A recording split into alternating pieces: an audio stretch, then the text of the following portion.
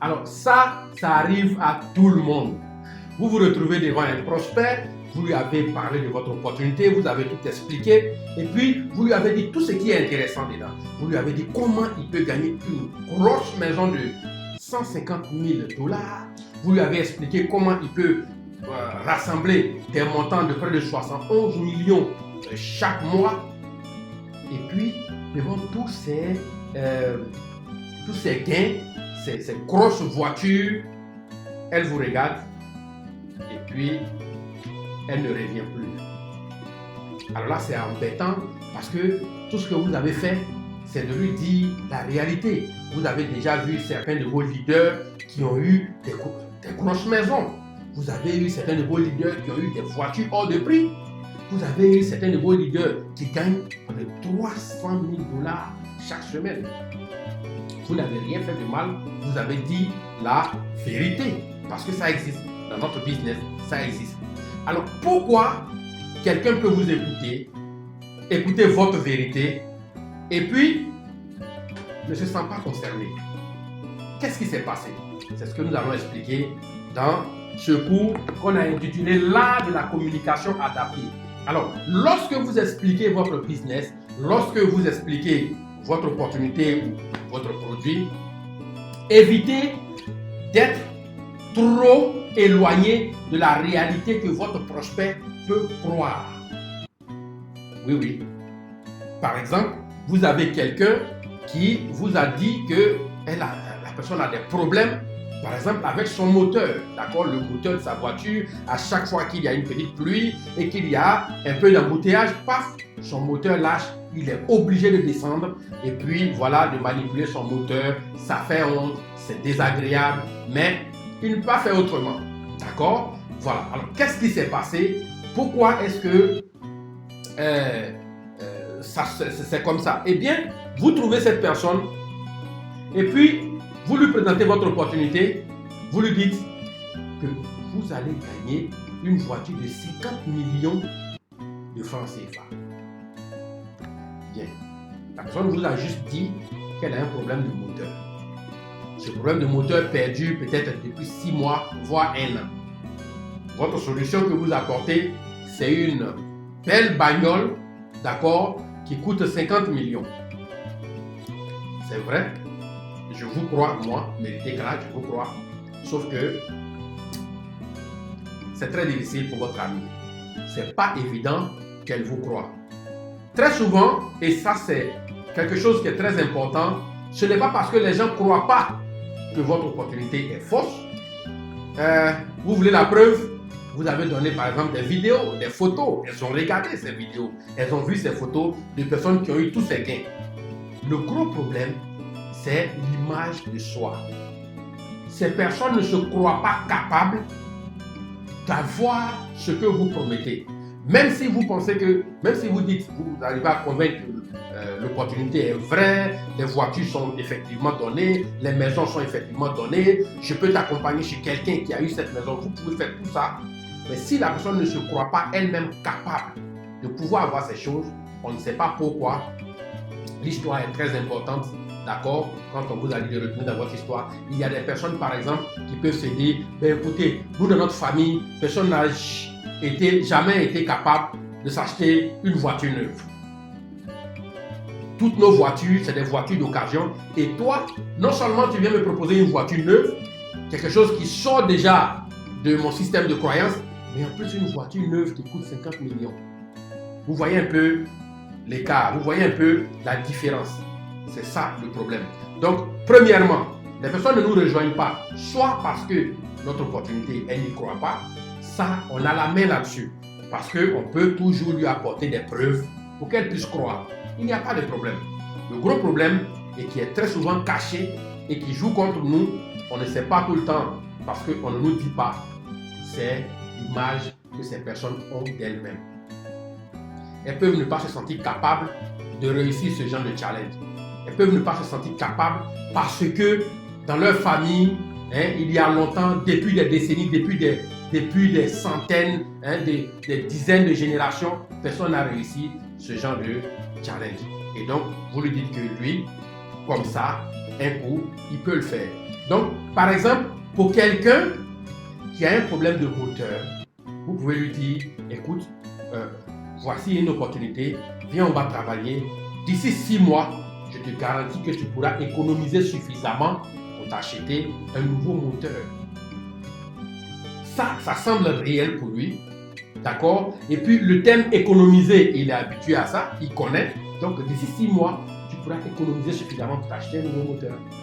D'accord? Vous trouvez par exemple quelqu'un qui a un problème, il a démarré la construction de sa maison et puis depuis 3 ans, il n'arrive plus à terminer. La toiture, il n'a pas pu mettre la toiture et donc il n'a pas pu terminer. Vous approchez cette personne, vous arrivez, au lieu de lui proposer une maison de 150 000 $, vous pouvez simplement lui dire, écoute, faisons cette activité, travaillons ensemble et d'ici 1 an ou bien d'ici 6 mois, je suis convaincu que tu pourras économiser suffisamment pour redémarrer la construction de ta maison. Adaptez votre communication à la situation actuelle de votre prospect. Donc, ce que vous faites, vous devez prendre en compte l'image de soi. Qu'est-ce qu'il pense de lui-même? Alors, méritez, mais comment je peux savoir? Poser des questions, d'accord? Essayez de travailler sur une série de questions qui vont vous permettre de découvrir qu'est-ce qu'il pense de lui-même. Et puis, quand est-ce qu'il travaille? Est-ce qu'il a déjà essayé de trouver un autre emploi, un emploi mieux payé? Certaines personnes sont dans des emplois, ils souffrent, ça ne marche pas, c'est compliqué, mais ils sont convaincus que c'est ce qui a été, d'accord, défini pour eux. Ils ne peuvent même pas imaginer en train de quitter leur boîte. Il se dit par exemple, s'il quitte là, c'est fini, ben écoute, il risque de ne pas survivre. Il y a des gens qui pensent comme ça, d'accord? Donc, plusieurs questions, d'accord, très intelligentes, très bien menées, mais vous pouvez comprendre l'image actuelle que votre prospect a de lui-même. Ensuite, dans l'autre étape, ben, vous allez l'aider à identifier les limites de cette façon de voir.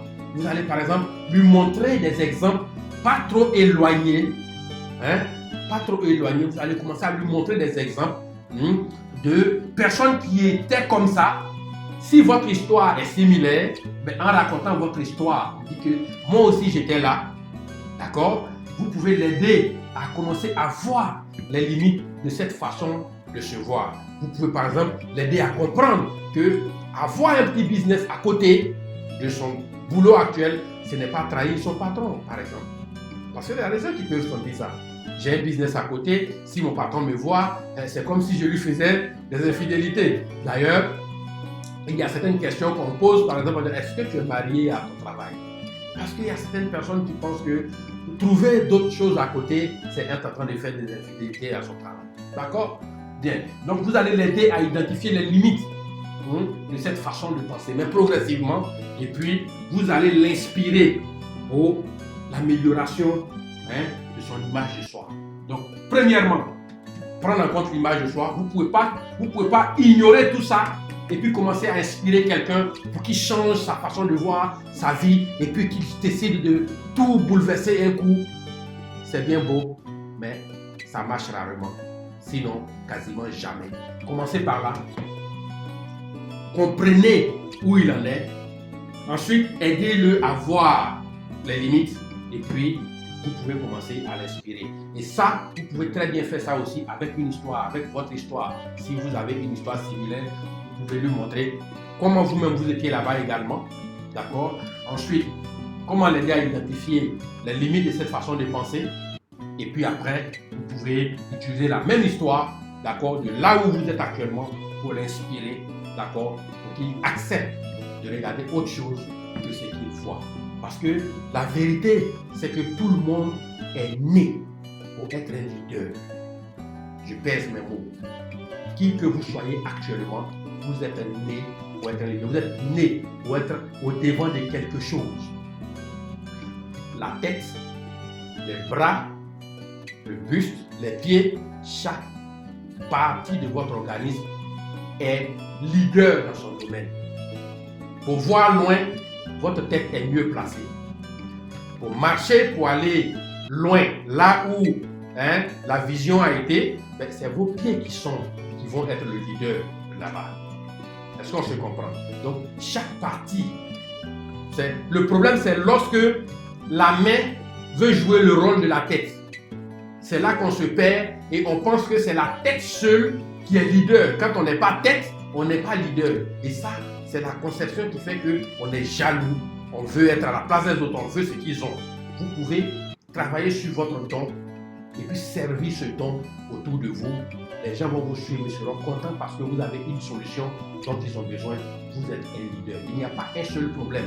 Tant qu'il y a des millions de problèmes dans le monde, vous pouvez être un leader dans un domaine spécifique.